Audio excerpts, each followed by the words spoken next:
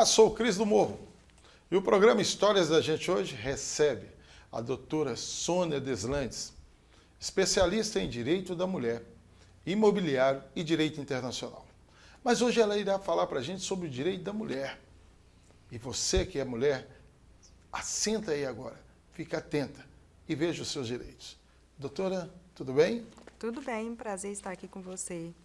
Que bom saber da senhora. O que é o direito da mulher? O direito da mulher é tudo aquilo que envolve a mulher.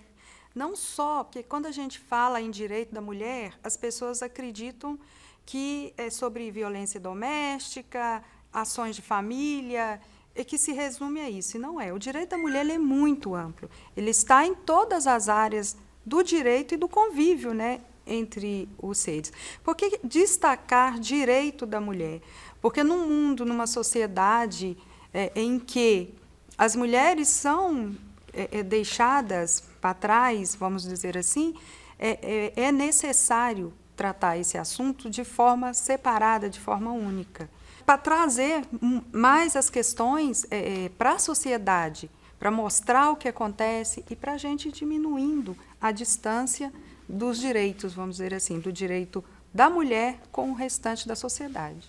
A Constituição ela já engloba todos os direitos, principalmente os direitos do ser humano. Isso, como somos iguais, né? Todos Na iguais. Constituição traz lá que todos somos iguais perante a lei. Mas isso está lá no texto, né? E aqui, dentro da nossa realidade? Será que é como o texto da lei?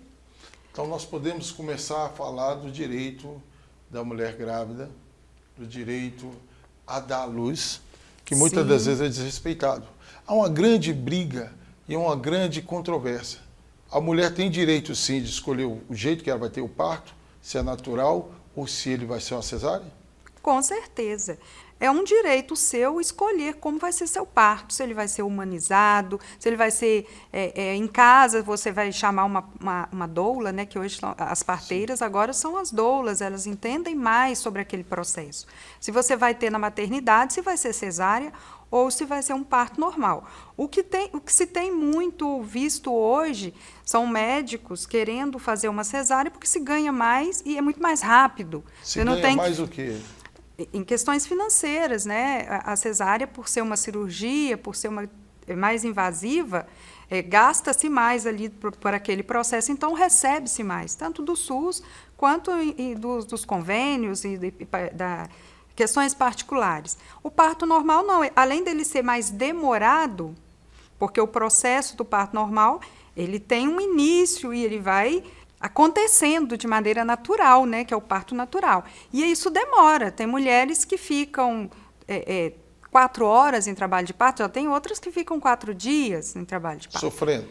Não quer dizer Sofredor, sofrendo, né? A gente tem umas que sentem a dor mais que a outra. Então, é uma questão muito peculiar, né, muito particular.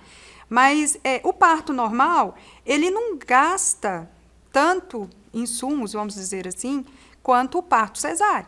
Ele não envolve tantos outros profissionais como anestesista, apesar que o parto normal também já tem anestesia, muitos hospitais, muitas maternidades trabalham com anestesia, mas o parto cesáreo ele gasta-se muito mais, porque é uma cirurgia muito mais invasiva. O parto natural não, ele não tem cirurgia. A gente sai do parto, eu sou mãe de 4 filhos. E todos os 4 foram normais, por opção. Eu tinha pavor de imaginar fazendo uma cesárea. Porque a gente acabou de parir, a gente já sai, já levanta, já está bem, já está disposta.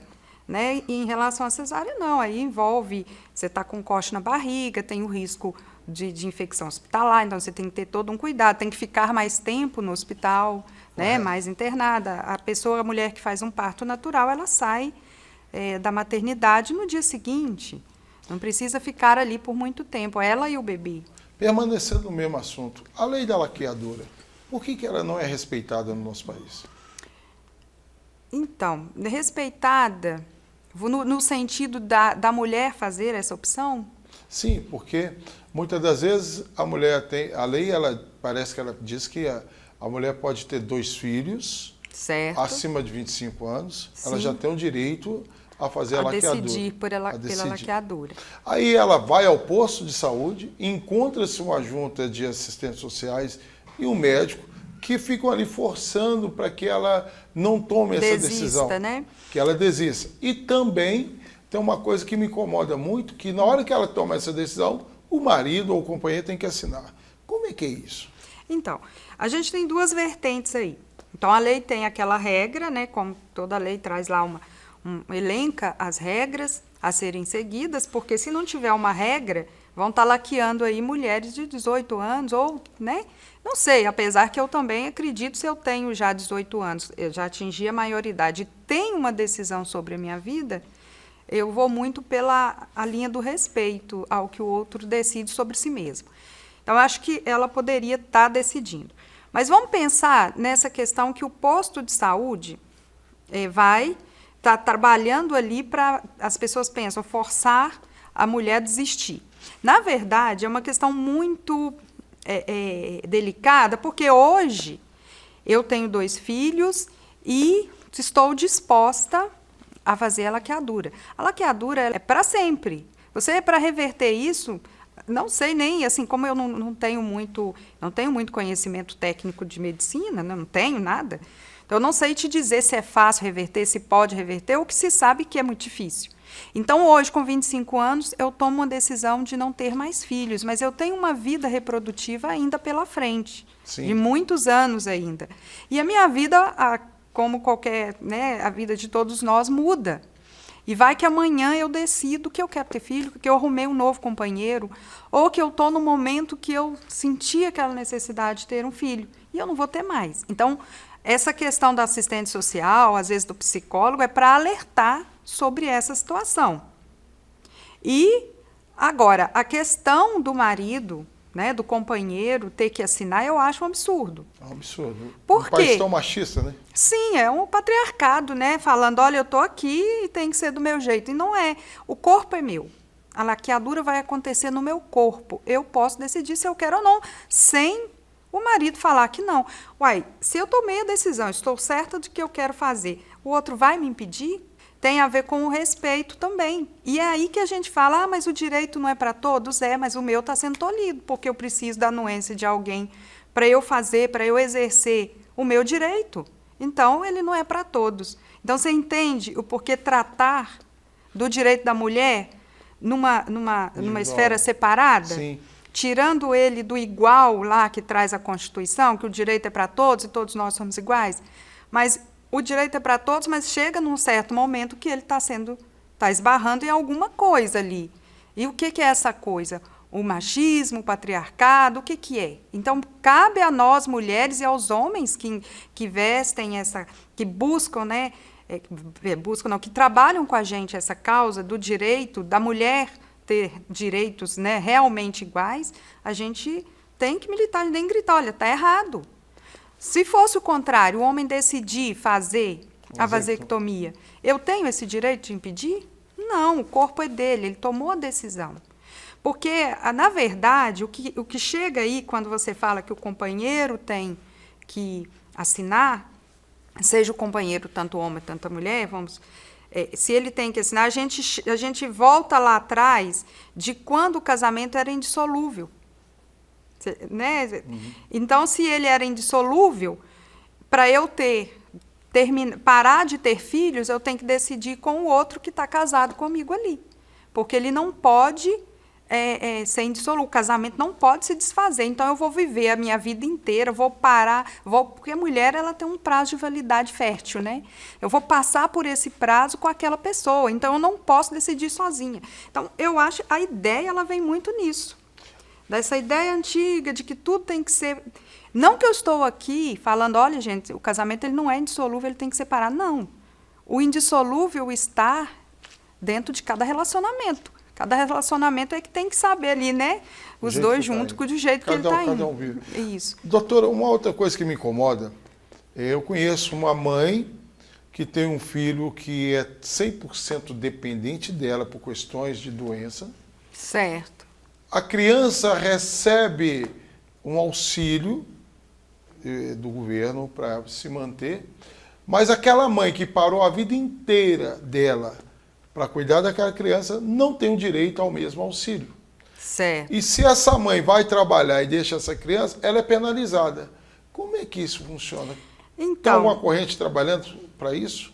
a gente está sempre trabalhando, né? Existem muita militância e muitas mulheres, homens que trabalham para trazer um mundo mais leve para questões femininas, para as mulheres. Então, quando você diz essa mãe, eu percebi aí, né? Você não falou em momento algum esse pai também.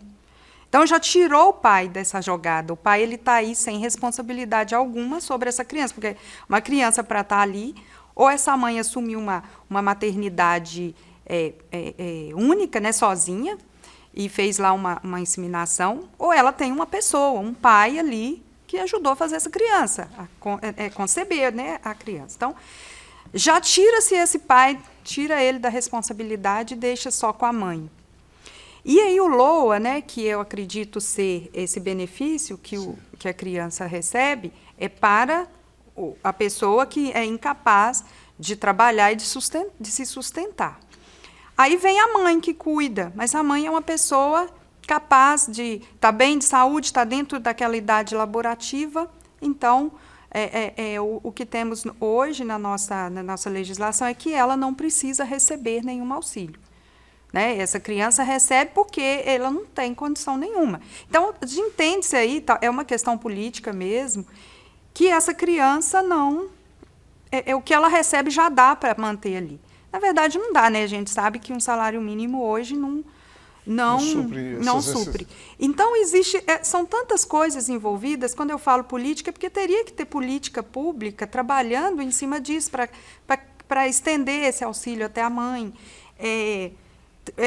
Questões sociais de trazer esse pai para a responsabilidade, ou de orientar essa mãe de buscar essa ajuda, né, desse pai. Tem essa Tem isso. Então, é uma questão social que envolve tantas coisas que, por exemplo, até mesmo a sociedade, quando fala essa mãe sai para trabalhar e se deixar esse filho, ela é punida.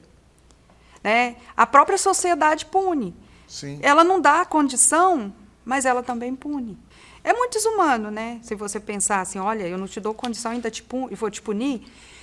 Então, que a sociedade é assim. Ninguém quer saber se o pai está lá presente, mas se a mãe saiu, vamos chamar o conselho tutelar para ela. Correto. Mas cadê esse pai? Vamos lá, vamos buscar ele para essa responsabilidade. Essa semana eu cuido, semana que vem você cuida. Eu cuido durante o dia, você cuida durante a noite. Eu vou pagar alguém para cuidar metade. Eu pago metade, você paga. Eu falo muito, pegando um gancho, se você me permite, sim, nessa questão, que eu falo muitas mulheres que chegam lá no escritório e falam, mas doutora, eu tenho uma criança, eu decidi assim que eu tive o filho de parar de trabalhar para cuidar dele, sim, porque não vale a pena eu pagar uma babá com o salário que eu ganhava. Então, assim, a babá me cobra um salário mínimo e eu ganhava um salário mínimo, então não valia a pena eu sair de casa para cuidar dessa criança. Você consegue enxergar nessa frase dessa mulher uma coisa muito grave?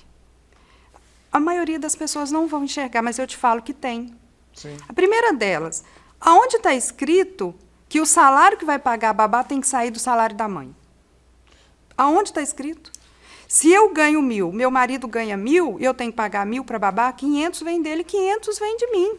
Nós dois tivemos o filho, a responsabilidade do filho é de nós dois. Nós dois vamos pagar a babá. Uma outra coisa muito grave é que essa mulher deixa de trabalhar para cuidar desse filho. Excelente. Não estou falando que quando a mulher toma essa decisão, que ela está errada. Ela pode tomar essa decisão e deve, se ela puder. Só que ela tem que ter em mente que, a partir do momento que ela abre mão dessa questão toda, ela está abrindo mão de sair para trabalhar, né? Ela está abrindo mão de um monte de outras coisas. Por exemplo, eu fico aqui, cuido da casa, cuido do filho, faço todo esse cuidado, né, que a gente chama hoje me fugiu a palavra, assim que eu lembrar eu falo, da economia do cuidado. Enquanto isso, o meu marido, ele sai para trabalhar, às vezes ele vai para a faculdade, eu estou cuidando. Sim. Ele vai para a faculdade. E a maioria esmagadora dessa mulher que fica em casa cuidando, ela não pensa no futuro, porque ela não paga o INSS. Ela não estuda. Ela não estuda. Ela não faz nada. Ela não faz nada. Faz, né? Muita coisa. Não faz nada para ela. Nada para ela está cuidando. Ela está cuidando do outro. Ela está cuidando para que o pai saia de casa tranquilamente, sem se preocupar com quem que o filho está chegando, para ele ir no jogo de futebol com os amigos, sem se preocupar em com quem vai deixar aquele filho. Entendeu? Ela está cuidando. E aí, ninguém nesse mundo é obrigado a ficar com ninguém. Sim. Chega num certo momento da vida, esse homem não quer mais essa mulher, não quer ficar com ela, é um direito dele, ninguém é obrigado a ficar com ninguém. Ou ela mesma não aguenta mais aquele relacionamento, quer sair desse relacionamento, ela tem qualificação para enfrentar o mercado de trabalho? Nós somos uma pessoa desqualificada, abalada emocionalmente. Abalada emocionalmente, às vezes com uma idade mais avançada, porque hoje em dia tem-se muitas mulheres com idade de 58, 55, 60 anos se separando. Ela não vai aposentar mais. A maioria das vezes a pensão alimentícia não alcança a mãe. Se o juiz achar que essa mãe ela é fisicamente, né, saudável para trabalhar, A pensão alimentícia, ela tem que chegar até a mãe? Sim, sim. Como é que funciona isso? Ela, por exemplo, só fechando o que eu estava raciocinando, olha para você ver o que envolve essa fala. Eu não vou sair para trabalhar porque o meu salário não paga. Não vale a pena eu pagar uma pessoa para trabalhar. Não pense assim. Se eu ganho pouco, o outro tem que me ajudar a pagar. Mesmo que sobre para mim R$5 no final do mês. É o meu futuro que está em jogo, é o futuro da mulher. E aí vem a humilhação para a mulher, porque o ex-marido vai falar assim, ela nunca trabalhou, eu que construí essa casa, saiu o dinheiro daqui, foi eu que paguei. Ela não trabalhou não tem direito. E aí ela vai ficar sem uma pensão, sem entrar no mercado de trabalho, porque nunca estudou, já está passando da idade, o mercado de trabalho ele é seletista, em muitas, né, na maioria das vezes, e aí como que essa mulher fica, né? Então, é muito grave. Se você decidiu, tenha um plano B. Eu vou ficar em casa com meu filho, mas eu tenho um plano B, porque se acontecer dessa forma, eu... Entendeu? As decisões, elas devem ser feitas, sim. Se eu decidir ficar em casa cuidando do filho, que é coisa melhor que isso. Mas se acontecer isso, como que eu vou fazer? Sempre pensando nisso. Não entregue a vida nas mãos do outro, porque isso é uma entrega. E uma entrega que você não tem retorno. Agora, essa questão da pensão alimentícia, sim. Se eu consigo... Eu falo que eu sou advogada de mulheres, não tenho nada contra os homens, mas eu sou a favor das mulheres. Então, às vezes, elas chegam lá no escritório e falam, mas eu nunca trabalhei, eu não sei fazer isso, eu não sei fazer aquilo. Eu falo, todo recomeço é difícil. Então, vamos pedir para esse juiz, vamos demonstrar para ele que você foi do lar a vida inteira, que você cuidou dessa casa, desse marido a vida inteira, e que você agora vai recomeçar uma vida. Que ele não pague a pensão para o resto da vida. Mas, por um período até a mulher se recolocar, se estabilizar. A gente consegue muito quando a mulher já tem uma idade avançada e o marido já tem uma vida estabilizada ali, ele já tem esse dinheiro, então a gente consegue a pensão alimentícia aí sem prazo para essa mulher. A gente tem conseguido, porque isso está expresso, está lei, isso pode acontecer. Okay. Não é vetado. Então, nós temos dois tipos de mulheres aqui, não me interprete mal. Nós estamos falando dessa mulher que tem um marido que trabalha e tal. Agora vamos para a minha realidade, de onde eu estou vindo. Sim. E essa mulher que tem um marido que o tempo todo foi preso e que foi assassinado. Então nós temos aí, podemos entender que nós temos dois tipos de perfil de mulheres. Uhum. Aquela mulher que tem um marido, que tem uma casa, tem uma família. E temos também aquelas mulheres que eu vivo no morro vendo que só rima de família mesmo. Ou o marido foi assassinado... Está preso. Está preso, sumiu, e aí? E essa mulher? Então, essa mulher, mais que as outras, né? Ela além de cuidar, ela vai ter que buscar o sustento. Não existe outra forma, né? E aí, às vezes, é que se esbarra, é que se encontra esses entraves. Porque a mulher, ela, além de ser o arrimo de família, ela tem que exercer aquele papel que o marido fazia. Não que hoje... Os maridos, eles têm aquele papel só de sustento. Não, porque mesmo quando se tem um marido em casa, a mulher trabalha, para os dois, né, somarem e crescerem juntos. Mas se ela não tem essa ajuda, fica mais difícil. E é aí que teria que ter todo um amparo social, como creche, para todo mundo, para não deixar nenhuma criança fora da creche. Vou interromper a senhora por um minuto. A senhora falou de um assunto que me dá muito trabalho dentro do morro. Creche. Existe sim uma briga entre as mães, os conselhos tutelares e as prefeituras por vaga em creche. Sim. Existe uma vaga social que se a mulher tiver, por exemplo, a mulher está trabalhando, ela precisa deixar o filho na creche, Sim. não consegue deixar o filho na creche. Mas uma mulher que é usuária e dependente de droga, ela consegue. Então tem um entrave nisso aí. É uma briga muito delicada, porque o que está em jogo não são as mulheres. Se uma é usuária de droga ou se a outra sai para trabalhar, é a criança. Então, imagina uma criança filha da usuária, filho da usuária. Essa usuária ela vai sair para ir encontrar droga, encontrar meios de conseguir a droga, enfim. A gente conhece a realidade, a gente sabe como que é. Essa criança vai ficar onde? Vai ficar como? Sem comer? Sem beber? Então, quando se começar essa discussão, discuta pensando na criança. Não pensando no que uma mulher faz ou deixou de fazer. Porque o que está em jogo ali é a vida de uma criança. Da mesma forma que a criança daquela mulher que trabalha, que sai todos os dias e que precisa deixar um filho, essa criança precisa dessa creche, ou da outra que é usuária, essa criança não tem culpa da mãe ser usuária. Então, a questão não são o que uma ou outra faz. A questão é com quem vai ficar essa criança. Nós podemos dizer, discutido totalmente errado na sociedade, direito da mulher, a gente pensa em violência e tal, mas nós estamos discutindo aqui outros direitos que são violados. Certo. E nós estamos discutindo outros tipos de mulheres que, assim... Todos os tipos, né? Somos mulheres, tipos, né? E dentro de uma sociedade que tem vários perfis de mulheres que não são atingidas pelas leis. Porque, na verdade, as mulheres, a maioria que chega, às vezes eu converso, e às vezes mulheres esclarecidas que eu falo assim, que tiveram oportunidade de passar por uma faculdade, mulheres de condição social assim, elevada. A mulher, às vezes, ela tem um sentimento de inferioridade, de não achar que tem direito. Como eu te disse na fala, às vezes, machista dos homens, ela sempre ficou em casa e nunca saiu para trabalhar, então essa casa não é dela. Ela acredita. E olha que isso... E a mente? Então, porque existiu, durante todo esse relacionamento, um tipo de violência que agora, há pouco tempo, está vindo à tona. Porque a briga sempre foi da violência física, né? Veio aí a Lei Maria da Penha, enfim, vários... e a Lei Maria da Penha também trata disso. A violência psicológica. A violência psicológica, eu posso te garantir que ela hoje é muito maior que a violência física. Porque a violência física ela é visível e a violência psicológica ela não se vê. E às vezes nem a mulher consegue identificar que está sofrendo uma violência psicológica. Uma pessoa que às vezes ali ao longo de muitos anos vai colocando na cabeça dessa mulher que ela não é capaz. E ela vai acreditando, enfim, vários outros tipos de violência psicológica. Desde colocar a mulher como deprimida, você está deprimida, e buscar até o jeito dela começar a fazer tratamento porque ela sofre de depressão, ou que ela não consegue, que ela é incapaz, enfim. Tem vários tipos de violência psicológica, de crimes abusivos contra a mulher. O crime patrimonial, ele é muito grande.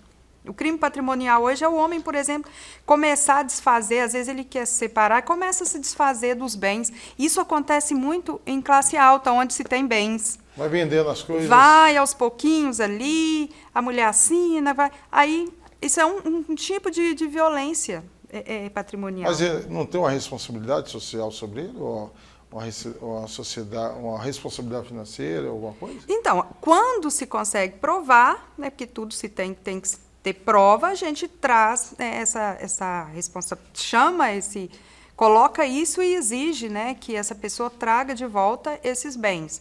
Isso num processo de divórcio, ou pode até se notificar como crime, trazer uma notícia crime. Mudando de assunto, doutora, e mais um assunto que está batendo na porta da sociedade, a amamentação. A mulher pode ou não amamentar perante o público? Que tem uma discussão sobre isso, né? Tinha penalidade, tinha criado aí algumas coisas nas redes sociais que a mulher poderia ser... Como é que é isso? Não existe isso, né? Se eu hoje estou aí trabalhando para para incentivar a amamentação, por que eu vou, então, impedir que a mulher amamente o filho em local? Mas imagina, eu estou num lugar público e eu estou com um bebê, ele está com fome. Aí eu não vou amamentar porque eu estou no lugar público? Não tem, isso não existe isso. Eu posso amamentar. Aí cabe a cada mulher se ela vai cobrir, se ela não vai cobrir, o corpo é dela, ela, né? Agora, por que não? Por que eu não posso amamentar? Estou ferindo o quê? O que eu estou ferindo com isso? Qual o atentado que eu estou cometendo por estar amamentando? Okay. Porque eu vejo isso na cabeça de pessoas que têm uma cabeça mais poluída, que não conseguem enxergar a amamentação como uma coisa normal, natural do ser humano. Uma alimentação. Né? Porque isso é natural, desde que o mundo é mundo, o ser humano ele é amamenta na mãe, né? Os primeiros, né, alimentos vêm ali, da mãe, da fêmea, até biológico. Agora, se eu não posso amamentar porque está ferindo um pudor, o pudor já está querendo dizer questões de cunho sexual. E se eu estou vendo coisa sexual, né, uma cena sexual de uma mãe amamentando, é porque a minha cabeça está muito poluída. Não é, isso aí já é uma questão de quem está vendo, está ferindo a mim por quê? É de cunho sexual, porque se eu ver apenas um ato de alimentar um bebê, não estou vendo nada demais, nada de errado nisso. A diferença de feminismo para o direito da mulher. Então... Eu falo que nem é para o direito da mulher. A diferença do feminismo com o empoderamento. Uma vez, uma pastora falou comigo assim, Sônia, eu não gosto da palavra empoderamento. Aí eu falei, mas por que, pastora? Ela falou, porque o empoderamento, a mulher está querendo ser melhor que o homem. Eu falei, não, pastora, a mulher não está querendo ser melhor que o homem. A mulher está querendo ser igual, ter direito de igualdade e respeito. O empoderamento, ele vem de mim para mim mesma. Ele está aqui dentro. Eu ia fazer essa pergunta, qual que é a diferença do empoderamento? Isso, porque o empoderamento feminino, ele me dá poder de falar assim, eu não quero isso. Basta. Hoje eu não vou fazer isso porque você quer. Então, esse é o empoderamento. Eu ter a coragem de dizer não para uma coisa que me incomoda. É um poder que eu tenho dentro de mim. Porque se eu não me considero capaz, eu não faço. Eu não tenho o poder de fazer. Então, o empoderamento feminino é isso. É empoderar-se de si mesma e mostrar isso para o mundo. O feminismo é um movimento de mulheres empoderadas. A mulher empoderada ela pode decidir ir para o feminismo ou não. O que é o movimento feminista? É aquele movimento que busca leis para trazer para a gente melhor igualdade. Por exemplo, o movimento feminista já conquistou tantas coisas, já conquistamos o direito de votar por militância feminina lá atrás, já conquistamos aí, tem lei aí do absorvente, né? Então, sempre tem uma mulher por trás. Quando a gente fala feminismo, é porque ali tem mulheres empoderadas juntas buscando algo para melhorar a nossa vida, a nossa classe, ao convívio da mulher na sociedade, para melhorar a sociedade para a mulher. Sem o partidarismo, sem partidarismo, não. O feminismo ele não tem essa loucura que viés partidário, ele não tem. Sem é uma esquerda, luta. Direita. Não. O feminismo ele pode estar onde ele quiser, na direita, na esquerda, independente de quem vai praticar, escrever o texto de lei. A gente está ali lutando para acontecer uma coisa, melhoria, igual, por exemplo, na Argentina. Foi sancionada uma lei que a mulher que ficou em casa cuidando da criança tem direito de se aposentar. Aquele tempo vai contar para a aposentadoria dela. Por que não lutarmos para isso aqui? Feminismo é a luta, é a busca por direito, por igualdade de mulheres empoderadas. Ok. Doutora, muito obrigado. Queria mandar um abraço para os filhos da senhora, para o marido, obrigada. para todos vocês, para a sua família. Obrigada. Agradecer por a senhora ter recebido a gente tão bem. E eu que agradeço pela recepção. Obrigado. Deus abençoe vocês. Amém. Histórias da Gente. Esse é o programa que nós aprendemos. Programa de histórias. Histórias bacanas, histórias legais. Até o próximo programa, assim Deus permitindo.